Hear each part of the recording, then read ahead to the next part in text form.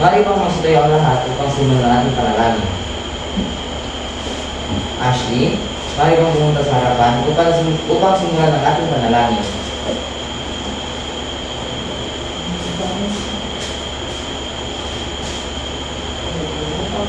God,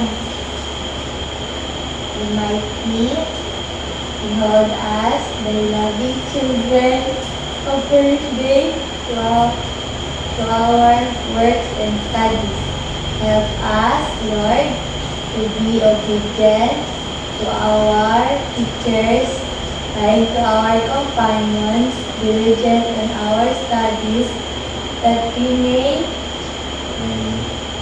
merit thy blessing for ourselves, for our school, for our beloved country, the Philippines. Amen. Salamat sa iyong pagpunta sa harapan, Ashley. Okay mga bata, mari na kayong magsiupo. Ako nga pala si Teacher Josh, ang inyong magiging guro sa araw nito. Kumusta naman kayo mga bata? Okay, Ashley, kamusta ka naman? Mabuti naman po, Teacher Josh. Kayo po ba, kamusta kayo? Ang galing. Mabuti naman ang aking kalagayan. Okay mga bata, maaari niyo bang ayusan ang inyong upuan at pag may makita kayong basura, pulutin niyo ito at ilagay niyo sa inyong bag. Okay mga bata, ngayon naman ako ay magtatala kung sino ang wala dito sa klase at nandito sa klase. Okay, Ashley, Narito po ako, Teacher. Monico, Narito po ako dito. okay mga bata, magaling at walang lumiban sa klase.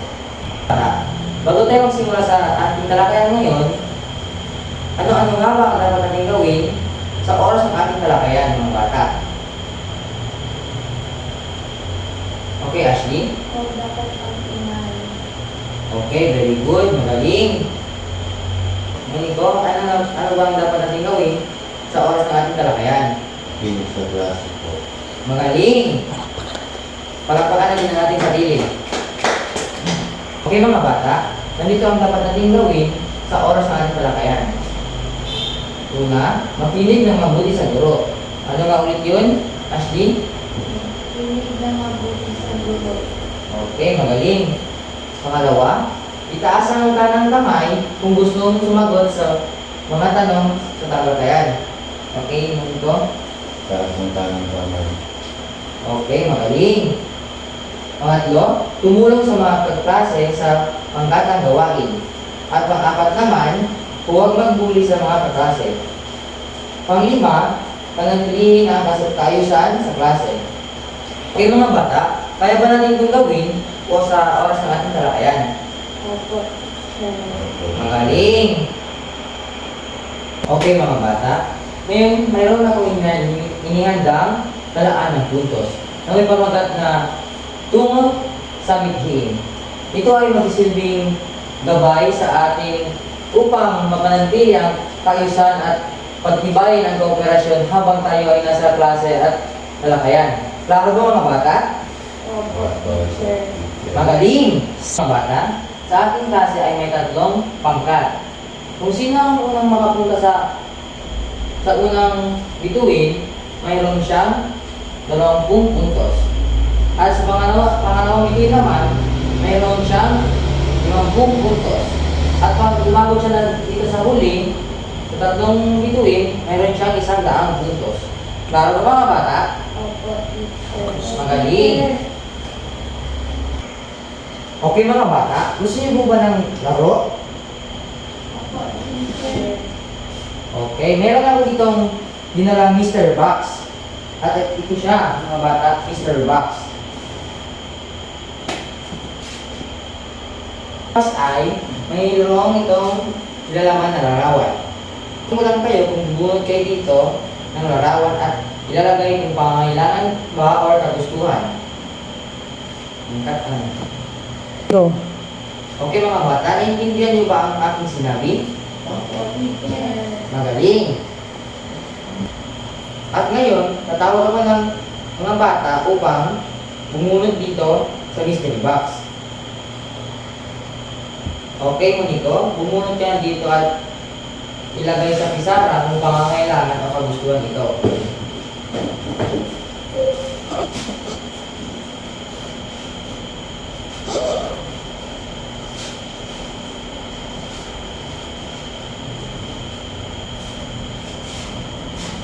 Magaling! Ano ang ilagay ni Moniko sa pisara, mga bata? Damit at cellphone ko. Cellphone sa kagustuhan. Ashley, bakit nilagay ni Moniko ang cellphone sa kagustuhan? Sapagkat yan po yung mga gusto ng mga bata. Magaling!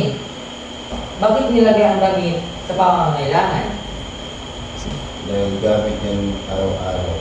Magaling! Mga bata, kung pipiliin kayo sa dalawa, ano ang inyong unahin? Ito ang pangangailangan, tuhan, kagaya ng damit, pagkain, tubig at bahay. Sa kagustuhan naman, cellphone, bike, bola. Okay, Ashley? Ang pipiliin ko po ay yung pangangailangan ng damit, pagkain, tubig, bahay. O Ashley, bakit kayo ka, Ashley? Bakit mo yung napili? Pagkat mas importante po yung picture. Magaling! Okay mo nito? Bakit kailangan natin ng damit, pagkain, tubig at bahay? Kasi mas importante yung mga pangangailangan tulad ng gamit, bahay, tubig, pagkain. Magaling! At palakpakan natin ang ating mga sarili. Okay mga bata, ang pangangailangan ay mga bagay na kailangan ng mga tao para mabuhay. Kagaya ng tubig. Ang tubig ay kailangan ko sa ating katawan kasi mayroon lang tayong 3/4 na tubig.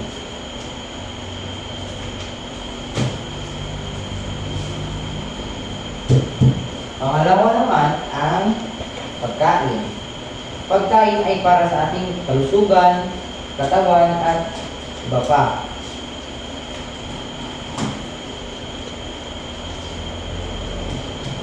Pangatlo, bakit kaya natin kailangan ang damit? Upang mayroon tayong masuot pang araw-araw.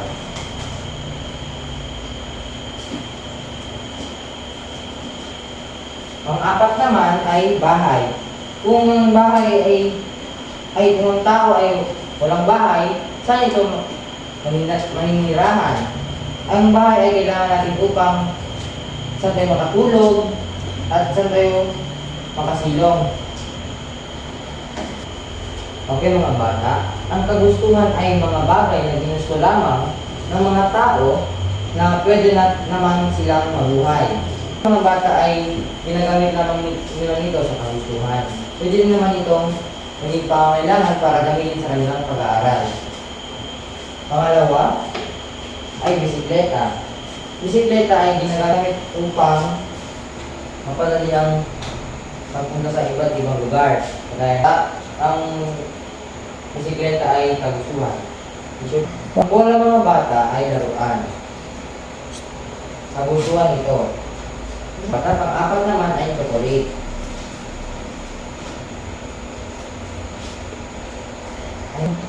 Okay mga bata, natapuntaan sa ating talakayan. Okay mga bata, sa puntong ito, magkakaroon tayo ng pangkatang gawain. Hahatiin ko ang klase sa tatlong pangkat. At sa bawat pangkat ay mayroong silang 5 minuto. Ang grupo ay guguhit ng mga pangangailangan na aayon sa nais makita sa ating bansa. Ang bawat gawain ay may gabay na rubrics kung paano makakuha ng puntos. Okay, pangkat 1, malinis na Pilipinas. Pangkat 2, masayang Pilipinas. Pangkat 3, matatag na Pilipinas. Rubric para okay mga bata, rubric para sa pagguhit ng disenyo. Angkop ba ang pagpapaguhit? Pangalawa, nagpapakita ba ito ng pagiging malikhain? Pangatlo, kumpleto ba ang detalye ng guguhit? Pang-apat, ang disenyo ba ay original? Ano-ano nga ba ang halimbawa ng pangangailangan? Ashley? damit, bahay, saka tubig. Galing. Ngunit ko, ano-ano nga bang pangangailangan? Bahay, langit, tubig, kain. Magaling. Kaya nga ba kailangan natin malaman ang ating mga pangangailangan? Ashley? Kasi importante po yung picture. Magaling. Ngunit, okay mga bata, magkaroon tayo ng quiz ngayon.